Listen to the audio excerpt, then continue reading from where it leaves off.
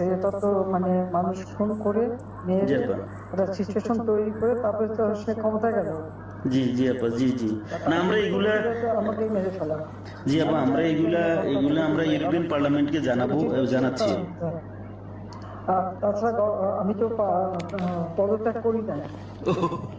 জি আপা আপা সবচেয়ে বড় কথা হচ্ছে যে আমাদের কনস্টিটিউশনের আর্টিকেল 57 অনুযায়ী যেভাবে পদত্যাগ করতে হয় জি আপা আমার কিন্তু সেভাবে পদত্যাগ হয়নি, এবং সে কিন্তু ওই জন্য 6 তারিখে জায়গায় 5 তারিখে নিয়ে আসলো।